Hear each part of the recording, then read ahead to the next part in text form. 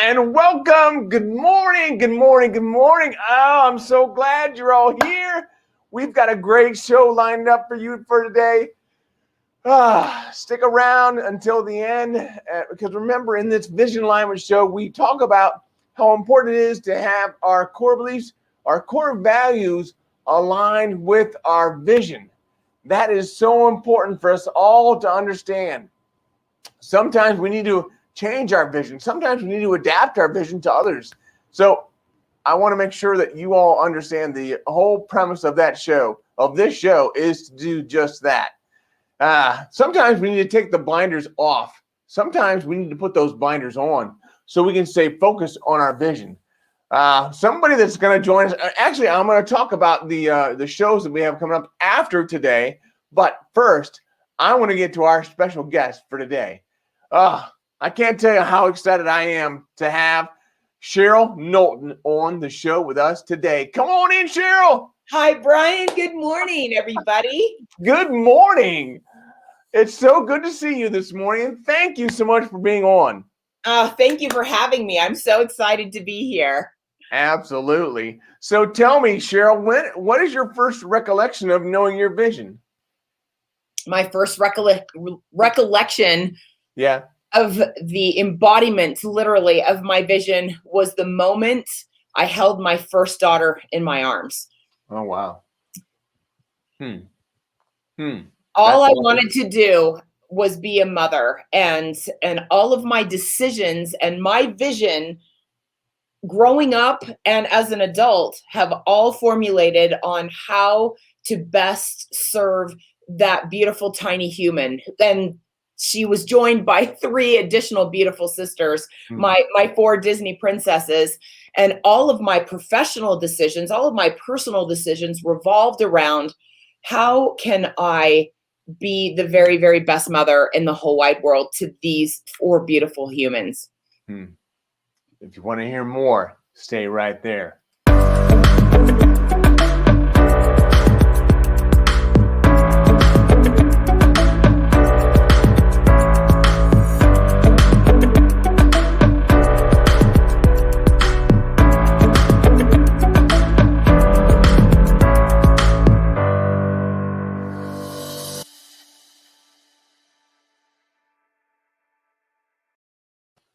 Wow, Cheryl, what a great story. So I'm going to ask you a little bit more. Before we go into that, I want to encourage all of our listeners out there to share this video out with as many people as you can think of, because making the community bigger is a great thing to do. And as always, if you would, in your timeline, put a picture of you winking. And when you wink, the idea is not to make fun of me. The idea is to embrace what makes you unique. Because if we can embrace what makes us unique, then we're going to figure out what to do with that and how we can make someone else's life better. Now, yes, what makes me unique is not my eye. What makes me unique is my positive personality and how I'm able to share my story with other people to make a lasting impact on their lives. Speaking of lasting impacts on people's lives, Cheryl Knowlton, you've had a lot of that. Oh my gosh, Brian, you're so cute. I remember the first time you and I met, and you certainly had a very positive impact on my life. Oh my goodness, so much fun. And absolutely, what a beautiful vision you have had. And as you continue to bring that to life, it is so fun. I'm sure all of us have either done some kind of hike or race sometime in our lives, and you can't necessarily see what's around the next corner until you progress to that point and you get to see what's around the next corner. Or when you're hiking, the higher you get, the more you can see. And I love watching your beautiful vision come to life. The higher you get, the more you can see, and the more that you're helping other people see. So first of all, thank you for the beautiful work you're putting out into the world, Brian. Well, thank you so much. Thank you so much. I appreciate that. But let's talk about you. Oh, fine. Tell me your story. Well, how much time do we have? Let's go 3 minutes. Okay, Reader's Digest condensed version of my crazy life.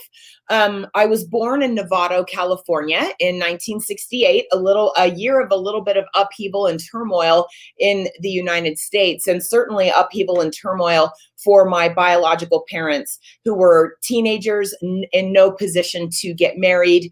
My biological mother, was the third of 7 children of a Mennonite preacher, and I literally was a danger to his ability to provide for his 7 children. And so they decided it was a good idea to take my mother to Mexico and attempt to have me aborted. Thank heaven that did not work. She prayed and prayed and prayed for a miracle, and I was born. She prayed for a miracle to be able to keep me, and that prayer was not to be answered. And I was adopted by 2 of the most angelic, fabulous humans ever to walk planet Earth. They had been married for 13 years, tried very desperately to have a family, unsuccessfully on their own. And so after 13 years, they were able to adopt me. And for 4.5 beautiful, magnificent, magical years, our lives were absolutely perfect and beautiful and in total alignment with their dreams, their vision of what they wanted to create in having a family. Unfortunately, not everything works out the way that we envision, right? And shortly before my 5th birthday, my angel mother passed away very suddenly from a brain tumor.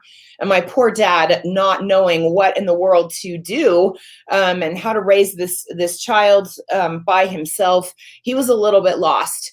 And did not have great vision, unfortunately, for all of us. And he married a woman who announced after the nuptials that she detested children when I was 6.5 years old. And she wanted to send me back to the adoption agency like I was a puppy that didn't work out. When my dad said absolutely not to that, because Copernicus had called and I was still the center of his universe, even though she wished that I would go away. They compromised. And I wound up living with another family for 9.5 years during the week. That's another story in and of itself. As a result of all of that, all I wanted to do was to be a mother. I wanted a nuclear family. I wanted to have what I did not have growing up. And as a result, bringing my first beautiful daughter, Ashley, into the world, all of my professional decisions then revolved around, how can I stay home? How can I make money and not leave this beautiful child in someone else's care, allowing someone else to raise her, which took me down a very interesting path of becoming a loan officer. Ultimately, working from home. I did other things prior to that in sales. I sold Tupperware, believe it or not. Sold so much Tupperware that they gave me the use of a free minivan. That was pretty amazing. I didn't really consider myself to be very good at sales. I was just extremely enthusiastic about the product, I guess, which ultimately is the most important thing in sales, right? To truly believe in your product, which led to me selling other things with varying degrees of success. But then I found the mortgage lending industry, and it found me, and it allowed me the freedom to not only stay home with my children and make more money than I had ever made before. It allowed me the freedom to walk away from an extremely abusive marriage. And after 14 and a half years, took long enough. I didn't say I was fast. I didn't say I was smart either necessarily, but I finally was able to utilize my newfound financial freedom to still make my children the center of my universe by teaching them, modeling for them, there's so much more that marriage can be for you. Mm-hmm. And oh my gosh, what a blessing. Now all 4 of my beautiful daughters are married. They are bringing to earth the most gorgeous, beautiful, perfect humans. Within the next 4 days, I will have my 7th grandchild. Yes, another princess. And she's actually being named, Brian, after a Disney princess. Her name, don't tell anybody, because her name's going to be Aurora Nicole, like Sleeping Beauty. Can you? Oh. So talk about vision. Yeah, you make your children the center of the universe and align. For me, aligning my values. Yes, I need to earn money. Yes, I want to be financially stable and successful, whatever success looks like, right? Right. My values were around family. And creating for myself and for my children the nuclear family that I did not have, the stability that I did not have, the certainty I did not have growing up from after the time I was 4.5 years old and everything got thrown up in the air. So you don't look like you could have 5 grandchildren. Okay, 7. Don't leave anybody out. 7. And thank you. I love you. You're my favorite. Wow, that doesn't seem possible. Good lighting here. Right. Wow. So yeah, that's amazing. I cannot imagine. So tell me, what do you think the biggest factor in your success is? Alignment with my values, alignment with everything that I do being centered on love. When I do all things for the right reason, from loving another human being, wanting to serve them at the highest level, and would do anything for them, my children, everything else kind of falls into place. And it doesn't necessarily fall into place beautifully, or in the timing that I would want necessarily. But the biggest factor in my success is trying to make all of my decisions in alignment with what matters most to me. Yeah, that's incredible. Stuff is not what matters most to me. So yeah, stuff can burn to the ground, literally and metaphorically. But our relationships, our most cherished relationships with family and those that matter most to us, when we put them first, and our relationship with God and with self. My good friend Darren Johansson, and with whom I get to serve on the executive team at the Mountain West National Speakers Association, he puts it like this, and this is really easy because it's always with us, right? It's our hand. And number 1, the thumb right here, is our relationship with self and with God. And when we get that clear, and we have a deep love of self, we can't pour from an empty cup. If we've got a deep, deep love of self and of God, everything else falls into place, especially when we put those relationships first. Next comes significant other or your spouse. Next comes children and family, but specifically children. And we've got to remember those relationships in the proper order. When I put my children ahead of my spouse, that things don't work very well. Next comes everybody else. And as Darren would say, the reason we wear a ring on this finger is to remind others that we are married, and remember the proper order. Last comes stuff. And when we put stuff above our relationship with self and God, or above our relationship with our significant other or with our children, that's when things really start to get messed up.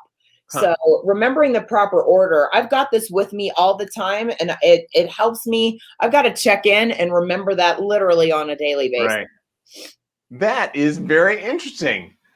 Wow. So we've got some people on, and I want to say hi to them before we go Good too much morning, farther. everybody. My friend Ted Legal is on this morning. Good morning, Ted. How are you? You doing well? That's awesome to hear. Good morning, And, Ted. and he shared it as well. That's good to know. And then Dr. Patrice. Yes, it all starts with vision, and she appreciates what you've done. So that's awesome to see. Thank you very much, Dr. Patrice. Thank And you. then Ted has 8 grandchildren. Wow. No, 6 grandchildren. Yay! Wow. Congratulations. Isn't it the best thing ever? Oh, that's amazing. Oh, it's amazing. And yes, I love what you said about the 5 things. That's very cool. So now success doesn't mean stuff, and that's not important. But what would you say is the biggest factor in your success? I mean, maybe we've already asked that. So what would you say? How would you define success then? That's a great question, and I'm still working on defining that. Brian, I'm reading the book Think Like a Monk. And oh my gosh, it came so highly recommended, and I was like, yeah.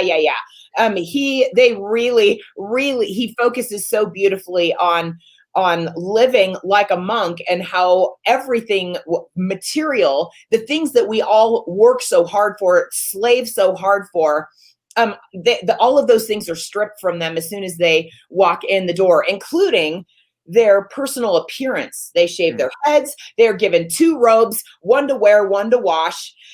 Very, very simple meals. All mirrors are stripped away. And so the focus then becomes very, very quiet and very inward about learning, who am I? What really matters to me, not what other people think, and trying to be a people pleaser and get more stuff. None of that matters when we just get quiet and get clear about what matters. And that's a lifetime journey, as far as for me, to try to figure that out and recognize it's not stuff that really matters.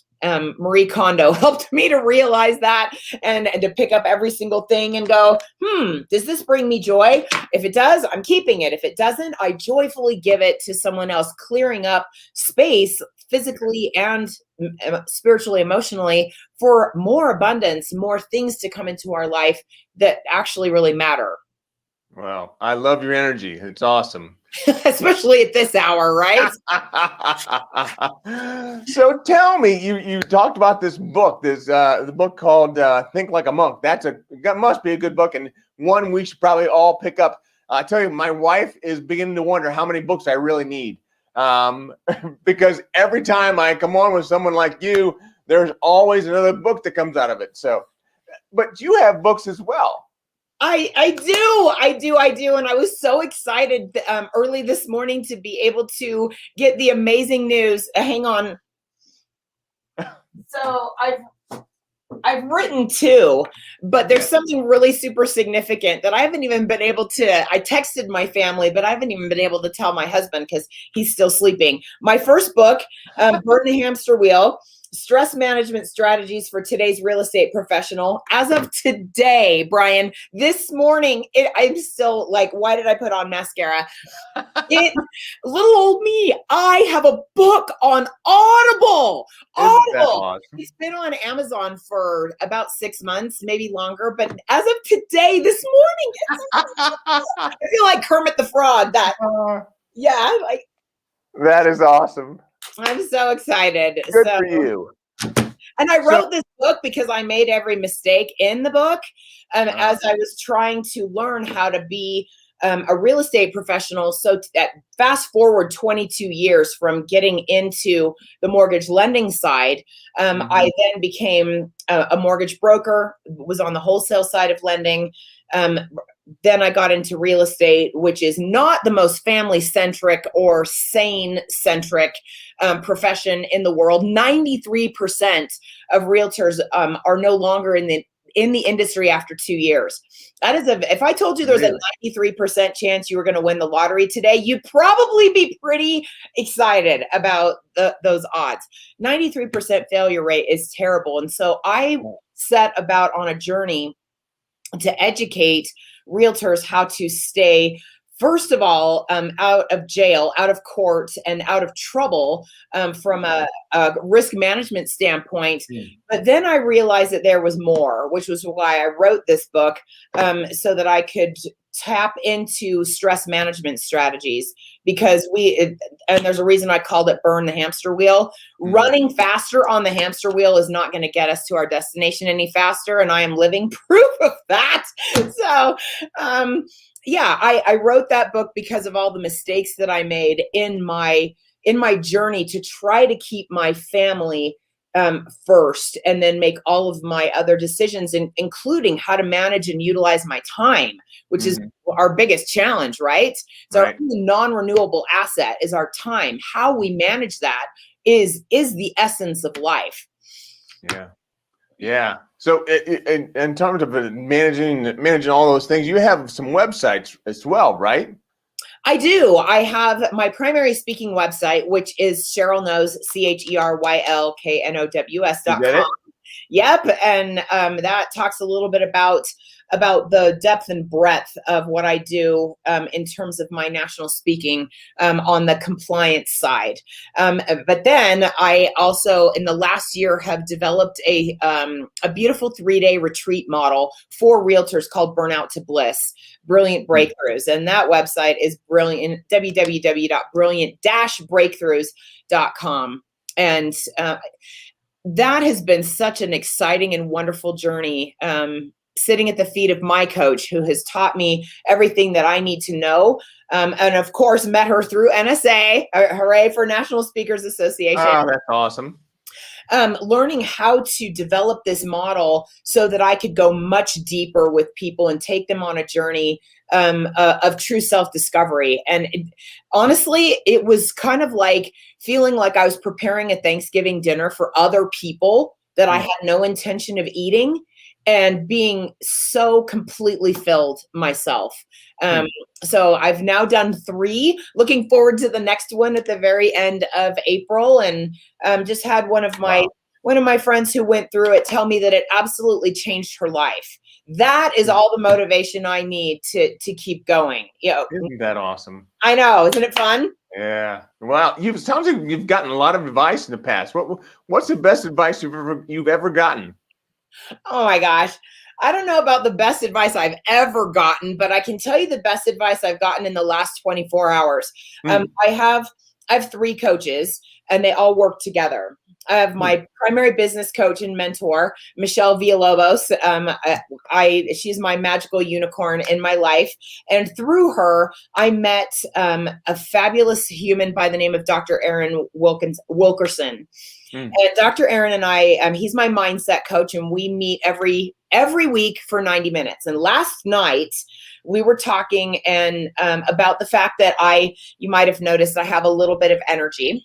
A little bit, yeah. A little bit. And we talked about my Myers-Briggs profile and the fact that I am an external and very futuristic, and I get my energy from the next thing, and creating new, fabulous, exciting things. His best advice to me was watch out for unfinished sandcastles. And what does that mean? That means that I need to see a project through to completion and finish this sandcastle before I go, ooh, this would be a beautiful thing to build over here, right? Because the magic comes from completion, from creation that is completed. A half-finished sandcastle isn't very beautiful.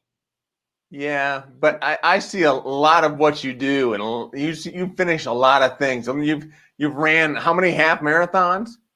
Well, that is a great, thank you for bringing that up, Brian. I have, as of this moment, I have run 25 half marathons. And I'm not a runner, and I fully disclose that on page 1 of my second book called I'm Only Half Crazy. Yeah, I'm only half crazy. There you go. And Mm, there's a bunch of the medals. I wrote this after I had completed 20. You mm, can't run 2 races at once.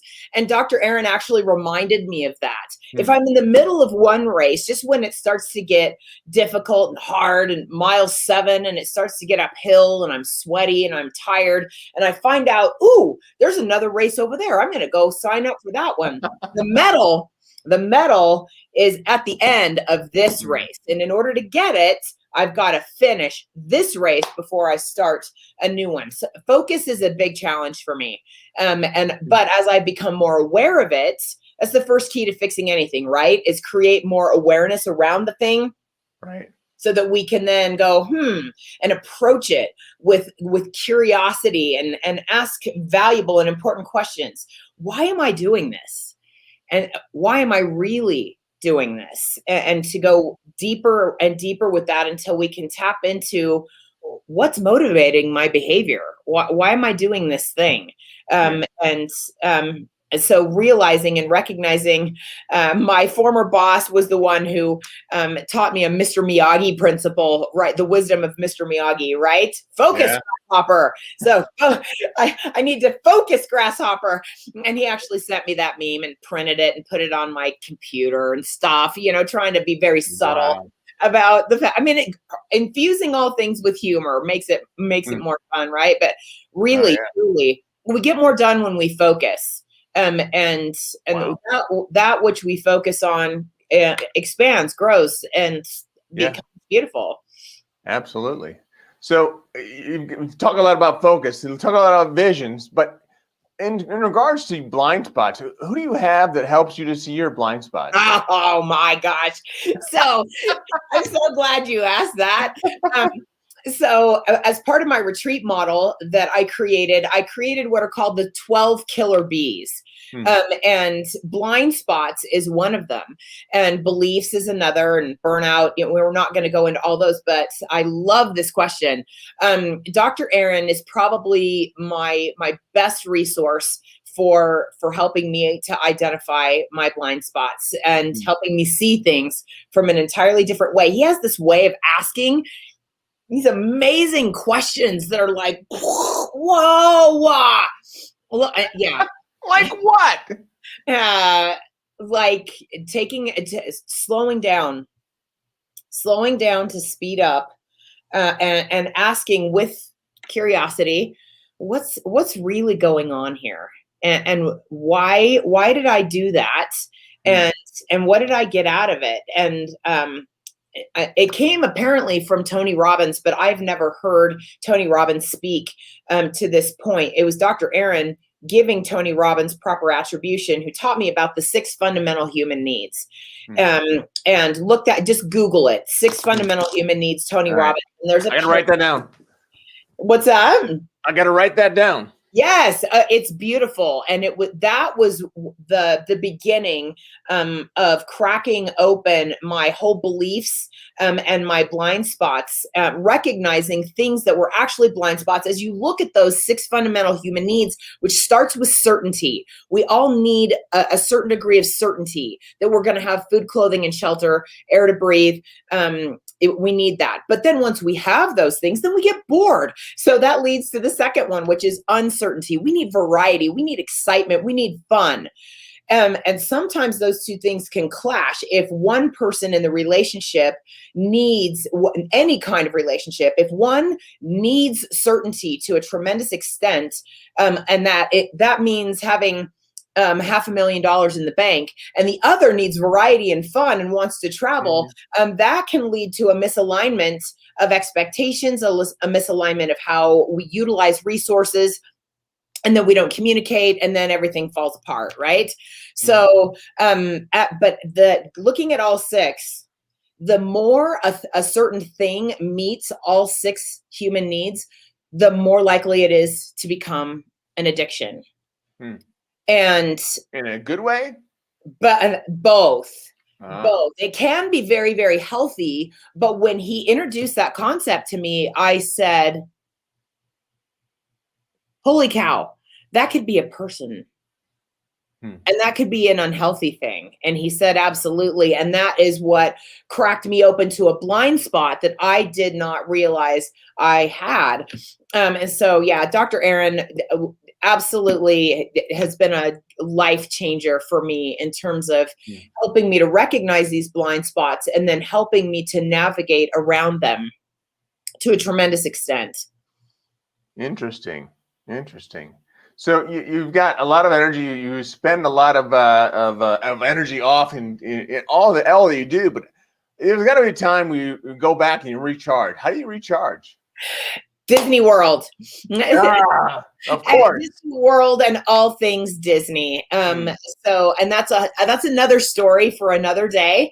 Well, I've told you enough about my personal story. When my mom passed away, my poor dad being beside himself, one of his colleagues at the Department of Energy, he worked for the federal government as a petroleum engineer his whole career, told him, hey, you should, the two of you should go to Disneyland together. And growing up in the Bay Area, you should go to Disneyland together. It will be a place of healing for both of you. And so a few months later, when I was 5 years old, my dad took me to Disneyland for the first time. And it was a tremendous place of healing for me. And that's been an interesting journey.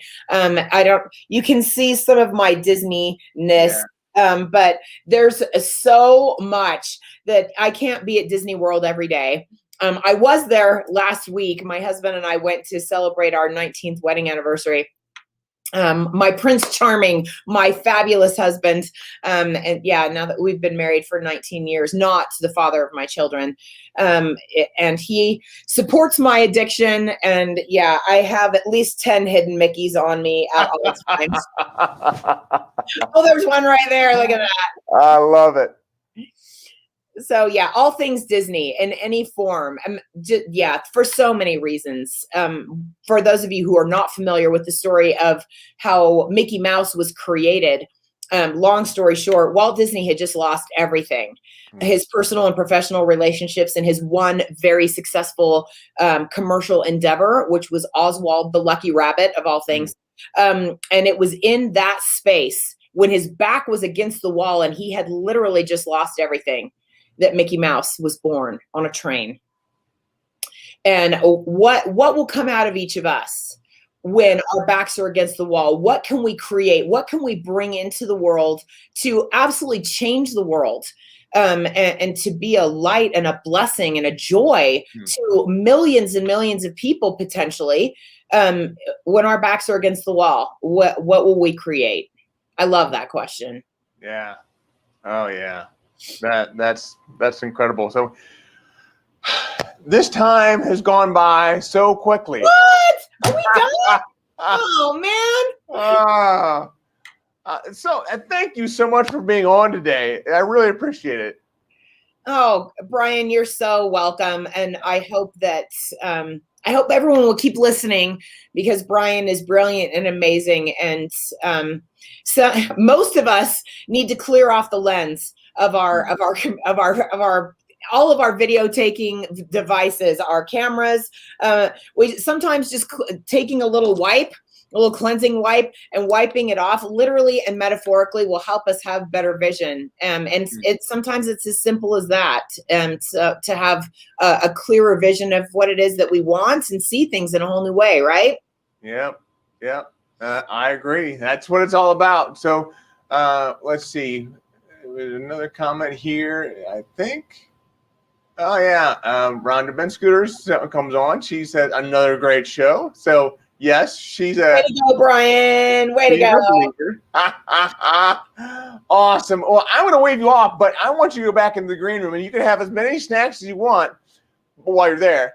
Yeah, right. Green M&Ms for everybody. I'm going to close the show out, but I'll be back to see you in a little bit. All right. Okay. Thank you for having me. Bye, everybody. Thank you, Cheryl. Bye. Wow. Oh, what a great show. Cheryl Knowlton is phenomenal. We can talk for hours. Oh, there's just so much that she has to offer, and she's so incredible. And so giving with her time and energy. Now, tomorrow, we've got a great show coming up, and that's with Joel Mull. Joe Mull is a healthcare. Typically, he started in healthcare, so he started from there. He's also a speaker. He does a great job. And then on Thursday, we have David Veach, a good friend of mine who's a Leadership Insights, Leaders Sites, I believe is what his company is called. And then Friday, we'll have Craig Adams. So Craig Adams is from the Golden Gate Breakfast Club and GGBC. They're a great group of people, and he's the president. So we're gonna get to talk with Craig. But then at 11:30 on Friday, we have Greg Sini come on, and he's going to talk to us about Alzheimer's from not only from a patient's perspective, but also from a caregiver's perspective. This is great, and I appreciate all that you do. I appreciate you all being here and listening in and commenting. This has been phenomenal. We'll continue to do this, and we'll continue to serve in any way we can. But remember, as always, keep one eye